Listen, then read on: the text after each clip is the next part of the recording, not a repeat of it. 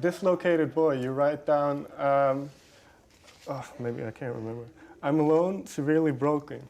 Um, Well, could isn't you, it the concept of the blues, isn't it? Right? well, that's what my question would be, is where do you draw your blues from? How does it manifest in you? Sometimes it's playing on your emotions. Sometimes it's playing subconsciously on your past experiences that you don't even know. You know, you didn't even know that you were writing about some experience, and all of a sudden you read it and you go, "Wow, that kind of reminds me." You know, and sometimes you're just, trying to be pretentious and sound like, bluesy and authentic. You know what I mean? It's like, the one of my favorite lyricists is Chris Whitley, and another one of my favorite lyricists is Tom Waits, and it's like they can drag the blues from the bottoms, to quote my friend Jeff Jones, but it's a guttural response to words, and you could, it's like, when you listen to Tom Waits sing, you hear it, and you want to see him in a smoky bar off of Hollywood Boulevard, with a glass of bourbon at 3 o'clock in the afternoon, writing down words or watching nefarious characters all around. It puts you in that place, And a job as a lyricist and a job as a blues singer is to convey your emotions to the audience. So when you get those kind of phrases or words or adjectives, or there's a song called Slow Train that I do, and I use the word cooling board, and one of my friends asked me, "What's a cooling board? I don't get what you're talking about." It's an old 30s term for where they put a dead body, like in a morgue, but they call it cooling board.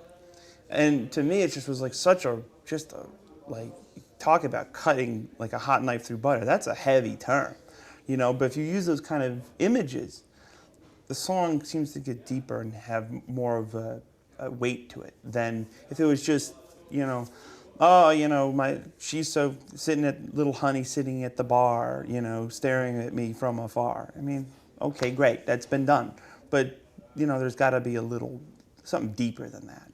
Take the time. Right. If you got the pen, take the time. If you don't have the pen, still take the time. Do you miss, you sold out the Heineken Music Hall 2 nights in a row. Do you miss those smoky bars?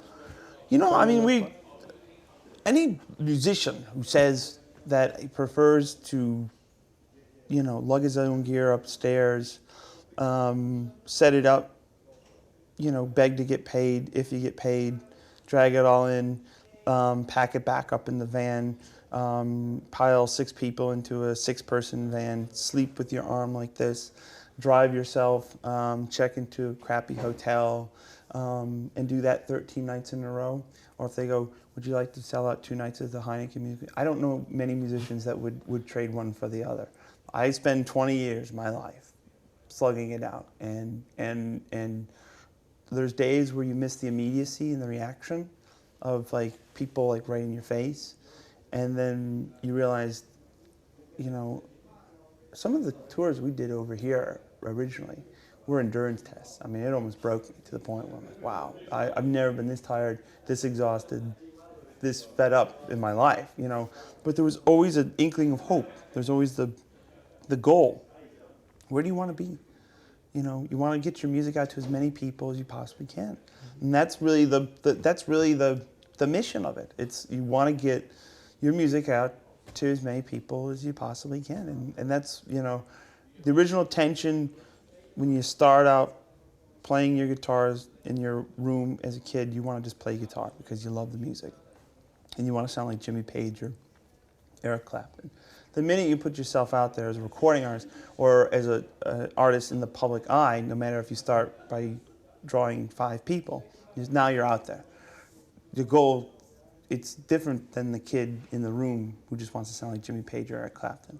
It becomes like, okay, if we're going to do this, I'm going to exude all this energy and go be away from home, then let's have it mean something, and hopefully people respond to your conviction. Does that also, in the same sense, add a lot of pressure to it? Well, in the sense that when I started with 4 people, 3 band, 1 guy to drive, and right now we're about 30, 31 people, 2 buses, 2 trucks, and a huge overhead every week. And people think every euro they pay for the ticket goes in my pocket. It doesn't. You know, like all those lights, like all that nice sound, you know, everything costs money. And it's, you know, it's more of a business now than it used to be, but the original intention is the same. I walk out there just as excited every night to play as I did 25 years ago. And when that day comes that I'm not, then it's the day I need to step away and say, you know, because it has to, at least the connection between yourself and the fans can't change. That connection can't change. Everything else around you can change. How many people you travel with, where you stay, how you roll, whatever, how many guitars you own. It matters not. At the end of the day, if the connection between you and the fan is exactly the same as it was when it first started, then you're doing it the right way. You know, because if you don't do it the right way, you know, they'll know and they won't come. So. On that note, I think that's a great note to There end you this go. interview. Thank you very much. Thank Appreciate you it, very dude. much. Sorry I dodged the BCC stuff.